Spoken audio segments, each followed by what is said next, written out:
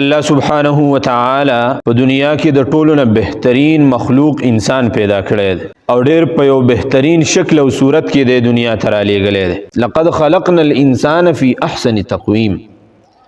دا انسان په بهترین شکل او صورت کې په بهترین اندازه باندې پیدا شوی دی.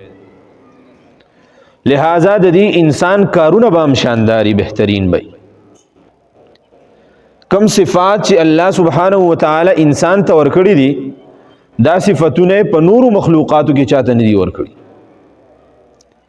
دا یو صرف حضرت انسان دی چې هغې ته الله سبحانه وتعالی ډېر لوی صفتونه ورکړي. او بیا دا انسان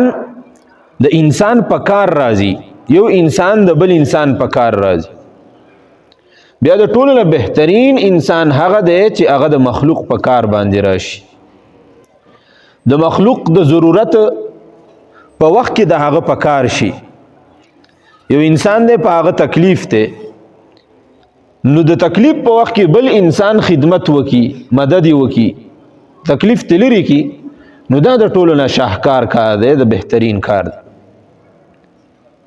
دغسې یو انسان به رالګي د بل انسان خدمت به کوي، هغه به خرابۍ ته نه ورکوي، هغه به سختي او تکلیف ته نه ورکوي، هغه به مصیبت کې کچرې اختی نو دغه مصیبت به ترې لرې کوي. هله به دا انسان کمال ته رسیږي. د دې وجې نه حدیث مبارک کې راځي، رسول الله صلی الله علیه وسلم ارشاد فرمایي والله فی عون العبد ما کان العبد فی عون اخیه. چې الله تعالی د انسان په مدد کې د هغه سره مدد وي، نصرت ور سره وي، تر کوم وخت پورې چې کله د انسان د بل انسان په خدمت کې یو انسان د بل انسان مدد کوي، نو الله تعالی د دې انسان مدد کوي. اوس دا دومره لویه ذمواري ده او بل طرف ته دومره لویه خوشخبري ده چې کله مونږ او تاسو د نورو انسانانو مدد کوو نو زمونږ به څوک مدد کوي؟ الله تعالی به مدد کوي. زمونږ هغه ټول کارونه به الله سبحانه وتعالی بهترینې طریقې سره سرته رسوي. د دې وجې نه رسول الله صلی الله علیه وسلم ارشاد او فرمایو کله چې یو انسان د بل انسان نه تکلیف لري کی، یو غم تی لري کی، نو الله سبحانه وتعالی به د قیامت په ورځ د دې انسان نه تکلیف او غم لري کی. ډېر لوی نسبت د قیامت په ورځ چې نفسا نفسی به وي، هر سړی به محتاج وي او هر سړی به په خپلو خولو کې ډوبي. په دغه وخت کې ستانه تکلیف لري شي، نو دا څومره د سعادت خبره ده، څومره د نیکبختۍ او خوشحالۍ خبره ده. نو لہذا رسول الله صلی الله علیه وسلم په دې خبره باندې ډېر زور ورکړی دی چې مونږه د مخلوق خدمت وکړو. خدمت خلق چې ورته وایي، خدمت خلق څه ته وایي؟ خدمت خلق دې ته وایي چې د مخلوق سره داسې معامله وکړي چې دغه معامله الله سبحانه وتعالی ته خوښوي. دا د خدمت خلق تعریف دی. د مخلوق سره داسې معامله چې دغه معامله باندې الله تعالی ستانه خوشحاله شي، الله تعالی نه راضي شي. نو بیا دغه انعامات دا الله سبحانه وتعالی انسان ته ورکوي. قرآن مجید کې الله سبحانه وتعالی یو سورت، هغه سورت النمل راوړی دی. سورت النمل، نمل میږي ته وایي، میږي ته. اوس د میږي په نوم باندې الله تعالی دا سورت ولې کېښوده؟ بل څه نوم یې ولې نه ایښوده؟ محدثین عجیبه خبره کوي. په دې سورت کې د میږي تذکره ده او هغه میږی چې د خپلو میږو مشري به یې کوله. د سلیمان علیه السلام قافله لښکر را روانو، نو دې میږي دې نورو میږیانو ته ووایي یا ایها النمل ادخلوا مساکنکم لا یحطمنکم سلیمان و جنودو. چې میږیانو تاسو خپلو کورونو ته وردن نشئ، خپلو سرو ته ننوځئ، هسې نه د سلیمان علیه السلام دا لښکر تاسو د خپو د لاندې نه کړي. وس محدثین مفسرین لیکي، عجیبه خبره مفسرین لیکي چې الله سبحانه وتعالی ته د دې میږي دا خدمت چې د خپلو ملګرو دا خدمت یې وکړه، هغوی ته صرف دا ووایي چې تاسو خپل کورونو ته ننوځئ، سرو ته ننوځئ، هسې نه چې نور د سلیمان علیه السلام د لښکرم د خپو د لاندې نه کي. دا عمل الله سبحانه وتعالی ته دومره خوښ شو، د هغه میږي تذکره هم په قرآن کې وکړه او دا صورت نوم یې هم د هغه میږي په نوم باندې کېښوده. اوس خو دا میږی و چې د خپل قوم خدمت یې وکړ نو الله تعالی ورته دومره لوی شان ورکړ. اوس انسان که چېرې د خپل قوم خدمت وکړي نو الله تعالی به هغه ته څومره لوی شان ورکړي، دومره لوی شان به ورته ورکوي. اوس مونږ خلکو کې خو دا یوه خبره ده چې یاره خدمت خلق دې ته ویلی کېږي چې چېرته کې کونډه رنډه ده یا چېرته څوک غریب دی جو د هغه سره مدد وکړه. نه، د خدمت خلق دا مفهوم دا ډېر وسیع دی، ډېر کولاو دی. پوهان لیکي وایي د خدمت خلق درې قسمه تصورات دي، درې قسمه. یو تصور دا دی چې ته په دنیا کې د نفس مخلوق سره ښه وکړي. په چا باندې سخته ده، تکلیف دی پې، روټۍ درک نه لري، یتیم دی، بې اسرې دی، مسکین دی، فقیر دی، بیمار دی، ته ورسره مدد وکړي. یو دا مفهوم دی او دا مفهوم ډېر عمومي دی. څنګه عمومي دی؟ دا داسې عمومي دی چې په دې کې د نفس انسانیت خدمت کول دي. صرف د مسلمان نه، د نفس انسانیت. رسول الله صلی الله علیه وسلم دور مونږ وګورو، پیغمبر علیه السلام په دې پهلو کې او په دې کې دا کم قسم دی د خدمت، په دې کې د هر چا خدمت کړی دی. پیغمبر علیه السلام له دشمن راغلی دی، د هغې هم خدمت کړی دی. یو یهودیه زنانه د هغه راله، بوډۍ ده، پیغمبر علیه السلام ته یې اواز وکړو، پیغمبر علیه السلام ورسره باقاعده لاړ، د هغې هغه ضرورت یې پوره کړ. نو په دې یو پهلو کې د خدمت خلق دا عمومي پهلو ده، عام تصور دی چې د نفس انسانیت خدمت کول، که هغه کافر دی او که هغه مومن دی، مسلمان دی. او د دین هم عامه، یوازې د انسان خدمت نه کول بلکې په دې دنیا کې چې څومره مخلوقات دي او هغه د خدمت محتاج دي، د هغې ضرورت دی، هغه ورله سر کول، هغه پوره کول، دا چې کوم دی نو د خدمت اولنی تصور دی. یو سپی دی، سپی دی ولې نه، یو زناور دی او هغه ته تکلیف دی، ته د هغې تکلیف لرې کړي، دا هم خدمت خلق دی. نو دا یو تصور عمومي تصور دی د خدمت. دویم تصور چې هغه ډېر بهترین تصور دی، هغه دا تصور دی، په اول تصور کې خو موږ دا خبره وکړله چې د یو انسان، یو مثال ذکر کوم، یو انسان دی، د هغې په خېټه کې د لوږې اور لګېدلی دی او ته ولې د لوږې دا اور مړ کړي،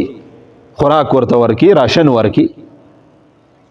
نو تا د مدد وکړو، د دې خدمت وکړو.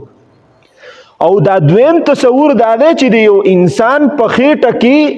د حرام اور لګېدلی دی، د جهنم اور لګېدلی دی او تا ته ښکاري چې دا سړی ناروا کار کوي، دا قوم بې طرفه روان دی، دا سړی خراب طرف ته روان دی، سبا که مړ شي د الله تعالی په عذاب کې به داخلیږي. ته د هغې خدمت وکړې، په څه شي سره؟ مدرسه قائمه کړي، جومات قائم کړي، تبلیغ کې لاړ شي، هغه ته واعظ او نصیحت وکړي. نو دا هم خدمت خلق ته په دې اعتبار سره چې تا د هغه په جسم باندې چې کوم اور لګېدلی دی او ابدي اور پې لګېدلی دی، هغه دې وله مړ کړه. په شانداره طریقې سره چې وشي، په بهترینې طریقې سره چې وشي، په اخلاص سره چې وشي، چاته پکې نمود د کلاوه نه وي، نو دا د خدمت خلق دویم تصور دی. او پیغمبر خدا صلی الله علیه وسلم ټول عمر دا خدمت کړی دی. دا مدرسې چې قائمي دي، دا جوماتونه چې قائم دي، خلک درس او تدریس کوي، علماء کرام هغه قرآن او حدیث ښیي خلکو ته، نو دا دقه خدمت خلق دی. لہذا دا فکر به موږ نه کوو چېرې خدمت خلق چېرته دې ته ویلی کېږي چې مونږه د کونډې رنډې یتیم سره ښېګړه وکړه، بس دا خدمت خلق دی او نور خدمت خلق نشته دی، نه. او دریم نمبر تصور د خدمت خلق دا دی او هغه ډېر وسیع تصور دی. هغه تصور دا دی چې کله یو انسان په یو معامله کې ګیر شي، او تاله د هغه معامله راشي که ستا کور دی نو ته په کور کې پلار یې مشر یو زنانه د مور د مشره ده په علاقه کې د مسجد امام دی دغسې ملک دی او خان دی یا د جرګې مشر دی خاوند دی او په یو ملک کې بادشاه دی نو چې کله دته د خلکو معاملات راشي او یو انسان په تکلیف کې دی نو دی به داسې نه کوي چې د یو طرف چې کوم دی نو هغه ته ترقي ورکړي او بل طرف لاندې گزار کړي او د عدل نه کار وانخلي نو دا یو عمومي تصور د خدمت خلق دا دی چې که ته په مشرۍ باندې ته په یو عهده باندې تا ته خلق نسبت کوي د مشرۍ نو ته به د عدل نه کار اخلي د مساوات نه به کار اخلي دا د خدمت خلق دریم تصور دی بیا چې کوم خلکو خدمت کړی دی د خلکو خدمت کړی دی د قوم خدمت کړی دی الله سبحانه وتعالی هغو ته ترقي ورکړی ده الله سبحانه وتعالی ورته فوقیت ورکړی دی حضرت موسی علیه السلام زندگی مونږ وګورو الله سبحانه وتعالی قرآن کې تذکره کوي د خپل کلي نه ووته او په داسې حالت کې روان دی خائفا یترقب شاته شاته ګوري هسې نه څوک راپسې راشي څوک راته څه نقصان راونه رسوي یو ځای ته لاړ ستړی شو دمه یې واچوله کېناسته یو کوی دی خلک راځي د هغې نه خپلو څاروو له اوبه ورکوي څوک تې ځان له اوبه ډکۍ وړي یو دوه جینکۍ ولاړې دي سیټ ته او هغه څاروي ورسره دي بیزې چیلۍ ورسره دي او سړي ټول لاړه د کوی چې کومه ګټه وه هغه ګټه یې هم په کوی باندې واپس کېښودله او دا دوه جینکۍ سیټ ته ولاړې دي موسی علیه السلام دې تپوس وکړه خلکو خپل څاروي اوبه کړه ځان له اوبه واغستې لاړه او تاسو خپل څاروي نه اوبه کوئ اوبه نه رااخلئ دې دواړو ورته ووایي زموږ سره دومره طاقت نشته دی چې دا غټ پل او دا غټه ګټه دا تیږه د دې سر نه لرې کړو د کوی د سر دا لرې کړو نو موسی علیه السلام په دغه ټیم کې ځوان دی ور د خدمت ضرورت شو ملا یې وتړله فورا راپاڅېده د لسو کسانو هغه ګټه یې په یوازې باندې دا کوی نه را دې خوا کړه پیغمبر ته الله سبحانه وتعالی ډېر لوی قوت ورکړی نو هغه خدمت یې وکړو هغه ګټه یې را دې خوا کړله هغه اوبه یې را وویستې د هغو څاروو ته یې ورکړې هغو ته یې ورکړې دا دواړه جینکۍ لاړې چې کله کور ته لاړې نو چاته دا پته وه چې دا د دې لوی هستۍ سره د دوی تعلق دی دا د حضرت شعیب علیه السلام لوڼه وي چې کله دا دواړه کور ته لاړې نو پلار ته دا ټوله قیصه وکړه چې په لاره کې داسې یو سړی و ډېر مضبوط ځوان او هغه زموږ سره ډېر خدمت وکړ خوښه دې نه ده پلاره چې دلته کې موږ د ځان سره خادم واخلو اوس موسی علیه السلام خو د کور نه راوتی نه یې رشته دارو نه یې پلارو نه یې مور وه ورسره او نه یې د سر د سوري ځای و بې اسرې راوتی و خو چې خدمت یې وکړو هلته د شعیب علیه السلام په زړه کې الله سبحانه وتعالی خبره واچوله وی ولې نه دا به موږ د ځان سره په خدمت باندې واخلو که نه هغه دواړه پسې رالي موسی علیه السلام یې بوته او د ځان سره یې په نوکرۍ باندې واغست څه وختو الله سبحانه وتعالی ورته رشته دار هم ورکړه شعیب علیه السلام ورته خپله لور هم په نکاح کړه د سر سوری یې ورته هم ورکړه بیا چې کله نکاح وشوله نو اوس د دویم خدمت اثر ته ګوره په کور والا باندې څه تکلیف و د کور نه راووته شړه د بیابان دی هیڅ نه ښکاري په لورې یو ځای کې راوتي د علاج معالجې دپاره او د خدمت خلق دپاره راوتی و په لورې یو ځای کې رڼا ښکاري موسی علیه السلام خپلې کور والا ته وی زه ځم او د دغه ځای نه څه لایټ راوړم رڼا راوړم اور به راوړم بیا به چې کوم دی نو په لاره کې تګ کې مونږ ته اساني موسی علیه السلام هلته کې چې لاړه نو هغه د الله تعالی نور و تلی په اور پسې و او الله سبحانه وتعالی ورته هلته کې نبوت ورکړه پیغمبري وله ورکړه تاسو زما په دې خبرو باندې پوهېږئ نو دا د څه اثر و دا د خدمت اثر و کور ورته هم میلاو شو ښځه ورته هم میلاو شوه رشته دان ورته هم میلاو شو او دومره لویه خبره چې د خدمت توجه ونه ته الله سبحانه وتعالی نبوت او پیغمبري هم ورکړه لہذا کوم یو انسان چې د مخلوق خدمت کوي، د خدمت خلق جذبه په هغه کې موجودي. الله سبحانه وتعالی ورته ډېر لوی انعامات ورکړي. پیغمبر خدا صلی الله علیه وسلم هغه باندې چې کله وحی راله اولنې اقرأ باسم ربك الذي خلق خلق الانسان من علق اقرأ وربك الاكرم الذي علم بالقلم. دا وحی 15 آیتونه په نازل شو غار حرا کې. واپس چې کله کور ته راغی نو پیغمبر علیه الصلاۃ والسلام باندې تب راغلی و، سخت یخنی و او خولې ته بيدې. حضرت خدیجه رضی الله تعالی عنها ته وی زملونی، ما کمبل کې پټکا. وی ولی وی ما ته داس احساس کیږي چې اسنه مړ نشم، یره پر راغلی و یره. نو اوس ګوره یره پر راغلی و او د حضرت خدیجه رضی الله تعالی عنها هغه خبرو ته ګوره، وی اسنه ز تکلیف ما تراونه رسیږي ز مړ نشم. حضرت خدیجه رضی الله تعالی عنها ورته سوی کلا هرگز دسی نه ده، تا ته هیڅ قسمه نقصان نشي در رسیدي. ولی انك لتصل الرحم، زکه چې تخپل رشتہ داری پالي. چې کوم رشتہ دار دستا نو هغه رشتہ دارو په مینس کې تو سره اختلاف نه ساتي، جوړاو ساتي رشتہ دار د ځان سره. نو د دیو جنبات ته الله سبحانه وتعالى څه تکلیف نه درکړي. دویم وتکسب المعدوم، دویمه خبره ده چې کله یو کس او د هغه سره هیڅ نه نو ته د هغه د پاره د کار بندوبست کې د خدمت خلق جذبه پتا کې موجود ده. وتعين على نوائب الحق، او چې کوم ځای کې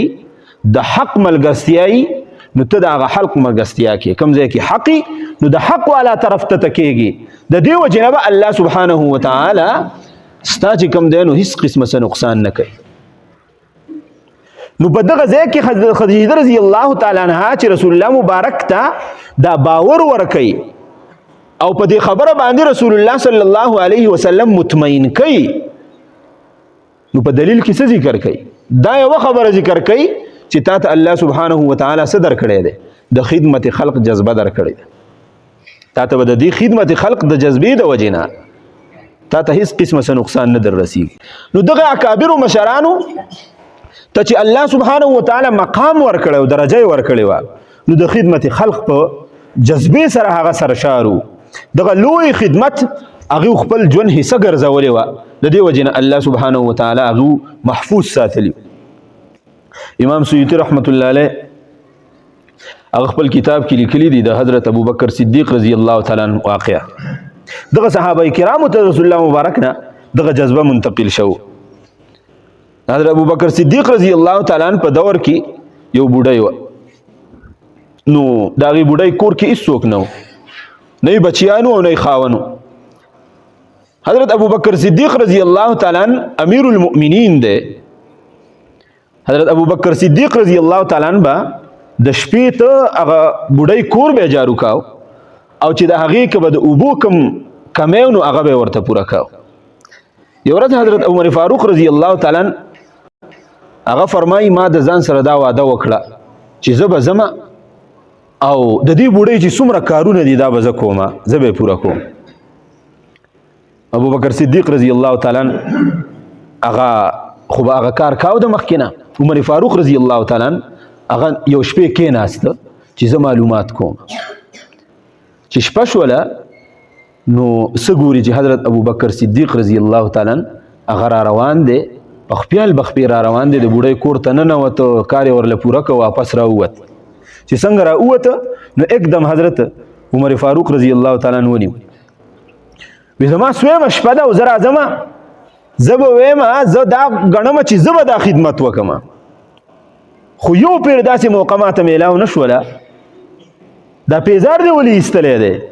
وی دا پیزار مې د دې دپاره ایستلی دی چې هسې نه دا پیزار مې ټکاری وکړي، څوک د شپې راپاسي او په ما باندې خبر نشي. د دې وجې نه راځمه پیزار وباسمه، په مزه مزه د دې بوډۍ د کور خدمت کوم. صحابي دی، امیر المؤمنین دی، خود خدمت خلق جذبه د هغې نه سرشار پروت دی. تاسو ته مخکې ما د حضرت زین العابدین رحمه الله متعلق تذکره کړې وه. زین العابدین د حضرت حسین رضی الله تعالی عنہ زوی دی او د پیغمبر خدا صلی الله علیه وسلم نوسی دی خو چې کله وفات شو نو چې کوم کس لمباو نو وی قتل په د املا باندې ډیر داغونه دي چې دا خو ډیر پاکیزه مخلوق ته پاک خلق ته بهر ته وته نه دی او مالدار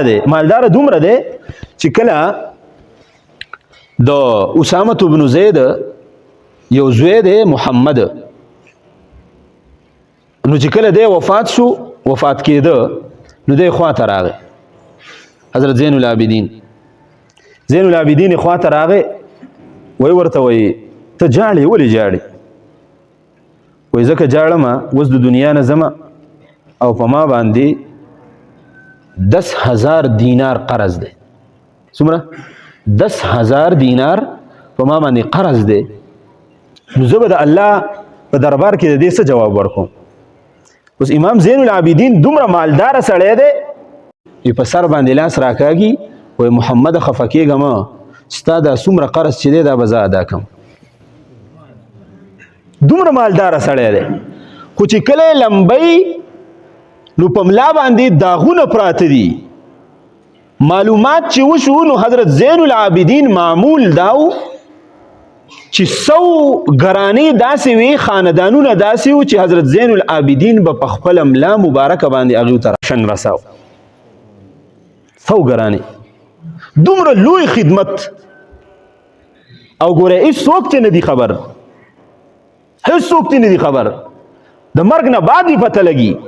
100 ګرانو ته به چې کوم دی نو د څه رساو د راشن رساو 100 ګرانو ته نو چې کومو خلکو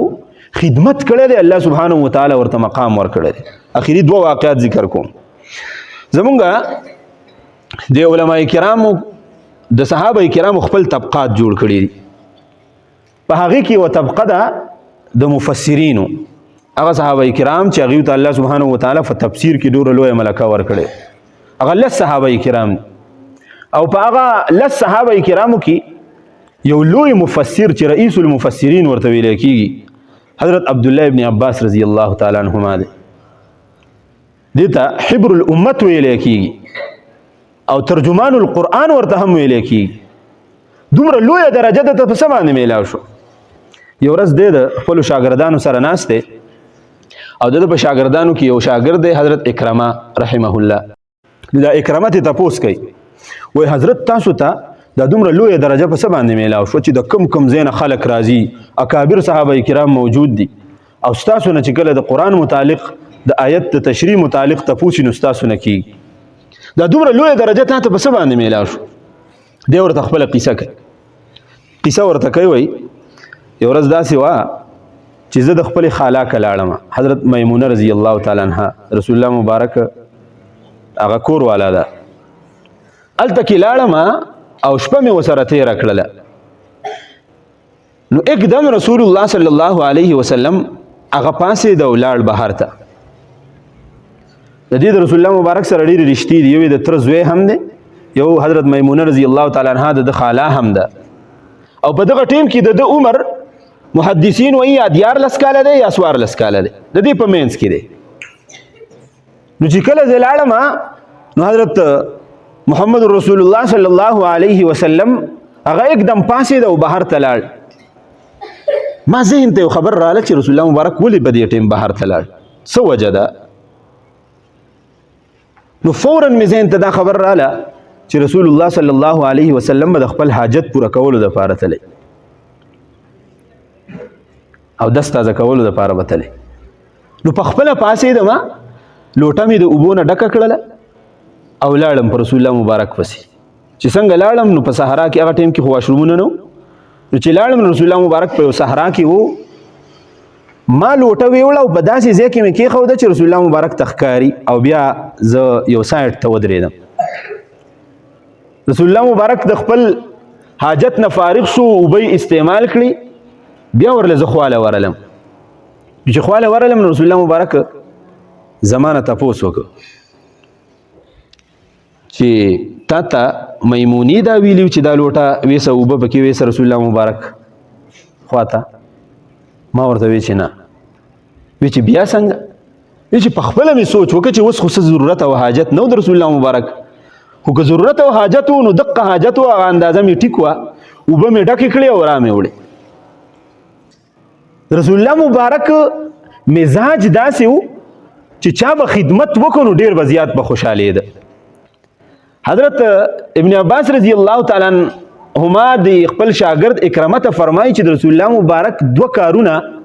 زما دوه کارونه یې خوښ شو یو کار یې دا خوښ شو چې ماشوم چې کوم دی نو هغه څه دی هوښیار دی ماشوم هوښیار دی دویم کار یې دا خوښ شو چې کله زړه ته یو نیکه اراده راشي نو کوي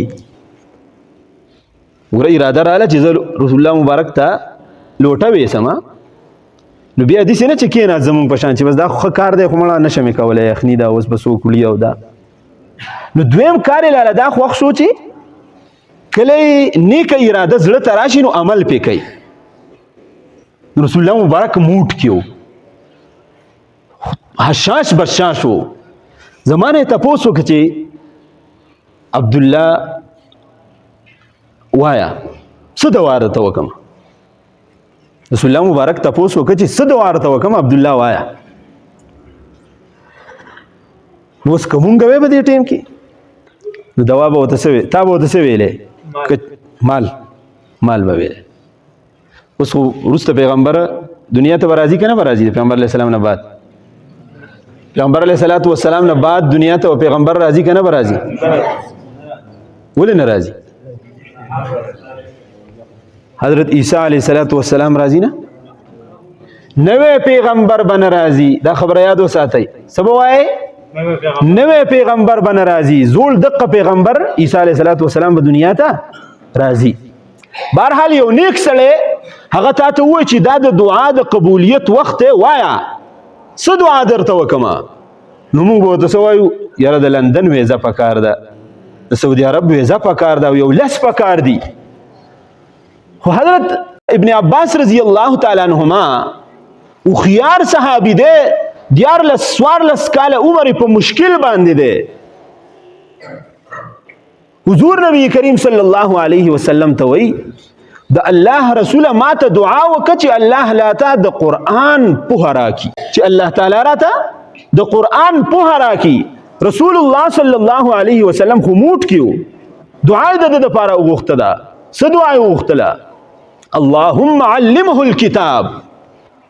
وفقهه في الدين اے الله عبدالله ابن عباس رضی الله تعالی عنهما ته د کتاب پوهه ورکړي او په دین کې ورته پوهه ورکړي هغه دعاوې قبوله شوې ده د رسول الله صلی الله علیه وسلم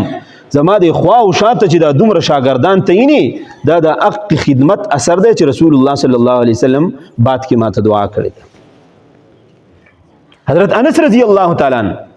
هغه هم د رسول الله صلی الله علیه وسلم خادم دی او دا هغه عمر کم دی د رسول الله صلی الله علیه وسلم لس کاله خدمت یې کړی دی عمر یې دومره کم دی چې دا په هغه صحابه کرامو کې دی چې اخري کم 3 صحابه کرام وفات شوي دي نو په هغې کې یو حضرت انس رضی الله تعالی عنہ دی په 93 هجرۍ کې د ده وفات شوی دی چې کله رسول الله صلی الله علیه وسلم وفات کیږي نو د حضرت انس رضی الله تعالی عنہ عمر 21 سال دی 21 سال دی په 82 سال عمر کې د رسول الله صلی الله علیه وسلم نه دی جدا شوی دی دا د رسول الله صلی الله علیه وسلم خادم او خدمت وکاو او چې خدمت وکاو نو د زړه نه به خدمت کاو او د رسول الله صلی الله علیه وسلم ورسره هم مینه وه کله چې په مسجد نبوي کې ګڼه ګوڼه شوه نو پیغمبر علیه الصلاة والسلام به انس ولېږه ویې لاړ شه کور ته زه درځم ستاسو که آرام کوم آرام خو په هغه ځای کې کېږي چې خاموشي نو حضرت انس رضی الله تعالی عنہ به لاړ ځای مې به برابر کړ رسول الله مبارک به راغی هلته کې به آرام وکړو بیا به راپاسې یو پیر په مسجد نبوي کې ګڼه ده نو رسول الله صلی الله علیه وسلم انس رضی الله تعالی عنہ ته وی ځای برابر که درلم رسول الله مبارک لاړ د ابو طلحه رضی الله تعالی عنہ نو چې کله هلته کې لاړ کور ته لاړ پیغمبر علیه الصلاة والسلام هغه آرام وکړو آرام نه بعد راپاسېد څه خوراک ورته د حضرت انس رضی الله تعالی عنہ مور بیبي هغه تیار کړی و، کجوري وې، ستوان و، هغه یې وخوړه. پیغمبر علیه الصلاة والسلام هغه اودس وکړو، بیا یې 2 رکعاته نفل وکړه. اوس چې د چا مور هوښیاری د هغه بچی به کامیابي. چې مور هوښیاره وه، بېغمه شه د زوی نه، بېغمه شه د بچي نه، دا به بامې عروج ته رسېږي. چې د بچي دپاره دې د مور انتخاب خراب وکړه، دا بچی به په معاشره کې د معاشرې ستا دپاره څه کې د معاشرې دپاره به ناسور جوړي. اوس په دغه ټیم کې د حضرت انس رضی الله تعالی عنہ مور هوښیاره مور وه. پیغمبر علیه الصلاة والسلام خوب هم وکړه، نفل یې هم وکړه، طبیعت یې هم برابر دی،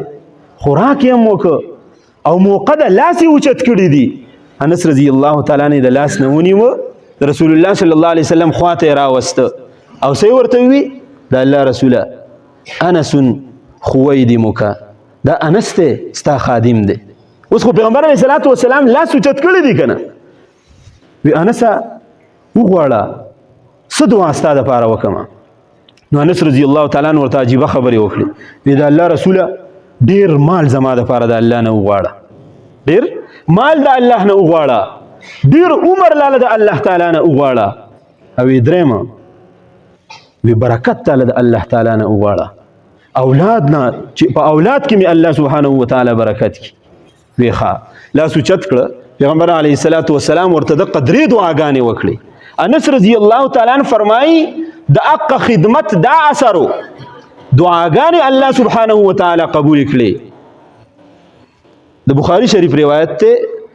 حضرت انس رضی الله تعالی عنہ فرمایي دومره اولاد لاله الله تعالی راک چې د 100 نه زیات می خپل وصی کړوسی دفن کړي دي.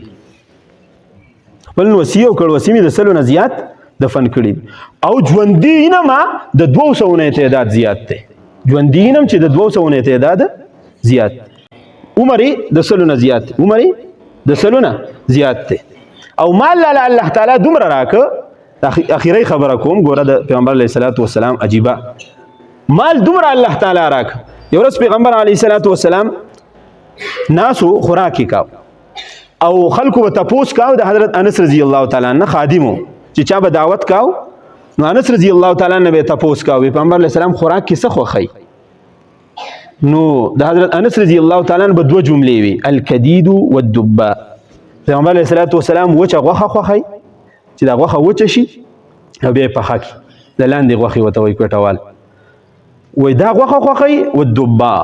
او پیغمبر علیه الصلاة والسلام کدو خوښوي. پیغمبر علیه الصلاة والسلام له چا دعوت ورکړه، دیو دواړه لاړه، یو تالی یې ورته ایښودې ده، په هغې کې دا کدو هم دی او په دې کې غوښه هم ده. پیغمبر علیه الصلاة والسلام ما ولیده